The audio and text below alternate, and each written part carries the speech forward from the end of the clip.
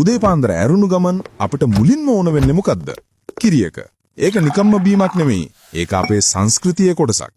මහන්සි වුණාම ඔළුව රිදෙනකොට නෑදෑයෝ ගෙදර ආවම එහෙම නැත්නම් නිකම්ම කම්මැලිකමට අපි දවසට කීවතාවක් මේ කිරිතේ එකක් බොනවැද්ද? අපි හිතන් ඉන්නේ මේක බොහොම ගුණදායක ඇඟට පණ දෙන බීමක් කියලා. නමුත් මම ඔබට කිව්වොත් මේ කෝප්පය අතුරේ තියෙන සතුට නෙමෙයි ඔබේ ආයුෂ කාලය හෙමින් අඩු කරන නිහඬ මිනිමරුවෙක් සයිලන්ට් කිලර් එකක් ඉන්නෝ කියලා. බය වෙන්න එපා. මම කියන්නේ තේකොළ ගැන නෙමෙයි. තේකොළ කියන්නේ ස්වභාවික ඖෂධයක්.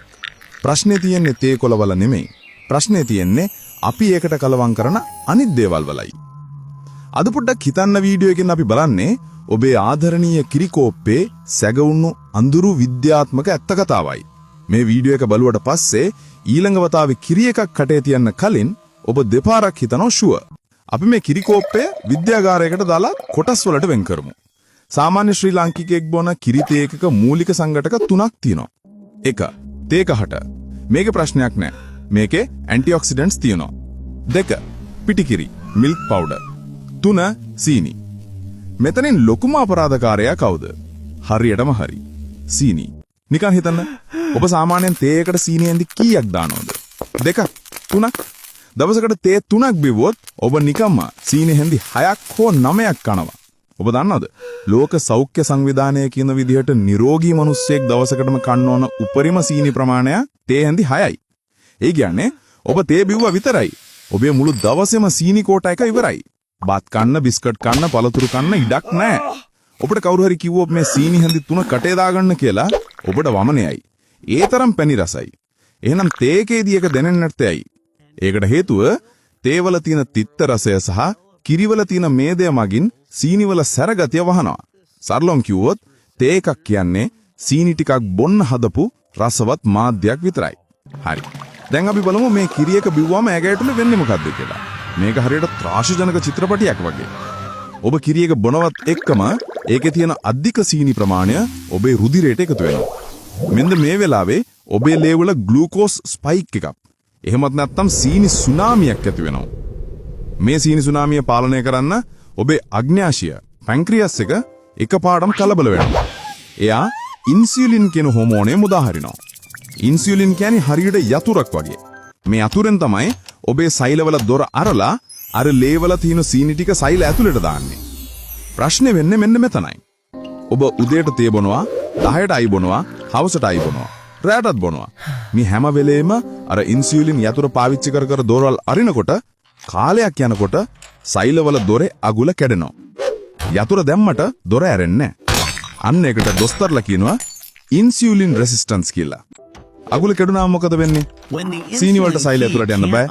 ඒව ලේ එකතු වෙනවා. ලේ පැණි රස වෙනවා. ලේ උකු වෙනවා. රුධිර නාල හිර වෙනවා. මෙන්න මේකට තමයි අපි කියන්නේ දියවැදියාව කියලා.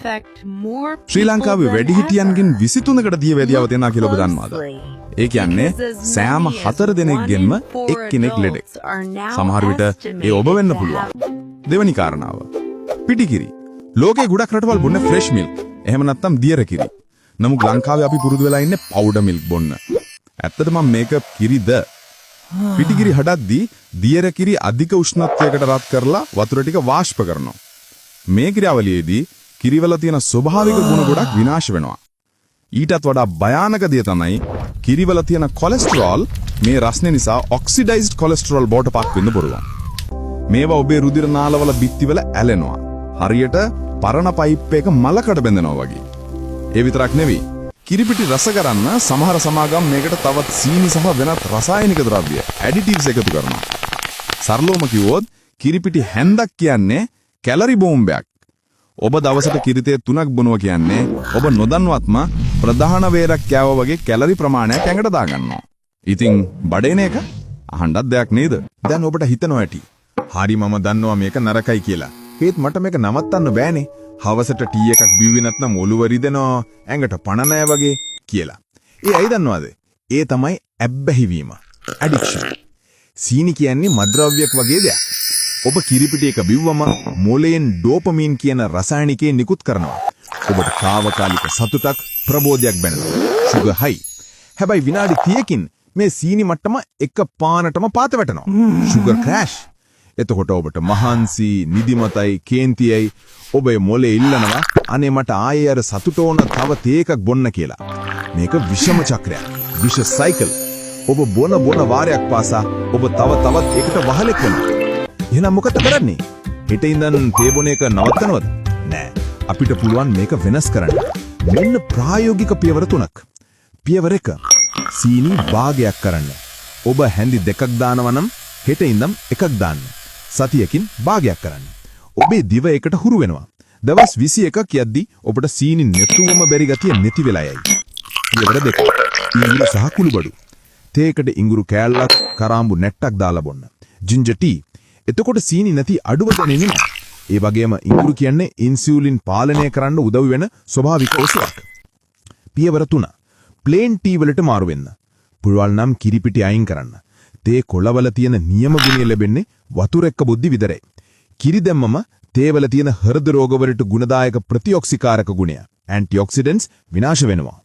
මතක තියාගන්න තේ කියන්නේ ලෝකේ තියෙන හොඳම පානයක්. හැබැයි අපි බොන්නේ තේ නෙවෙයි. අපි බොන්නේ සීනි සුප් එකක්. ඔබේ ශරීරයේ කුණු කූඩියක් නෙවෙයි. ඒකට වස දාන්න එක නවත්තන්න. මේ වීඩියෝ එක බලලා අපෝ මුන්න අපේ තේකටත් කෙලියනේ කියලා බනින්න එපා. මම කිව්වේ විද්‍යාව. තීරණේ තියෙන්නේ ඔබේ අතේ. අදම පටන් ගන්න. හෙට ඉඳන් සීනි හැන්දක් අඩු කරලා බලන්න. මාසයක් යද්දී ඔබට දැනෙන සෑන්ලුව ගැන මට ඇවිත් කියන්න. ඔබේ පවුලේ යාළුවන්ගේ අකාලේ යන ජීවිත බේරගන්න මේ වීඩියෝ එක යාළට ෂෙයාර් කරන්න. සෞඛ්‍ය, විද්‍යාව සහ දියුණුව ගැන මේ වගේ ඇත්ත කතා දැනගන්න පොඩ්ඩක් හිතන්න සබ්ස්ක්‍රයිබ් කරන්න. ඊළඟ සතිය හම්බෙමු. තේ එකක් බොන ගමන් පොඩ්ඩක් හිතන්න.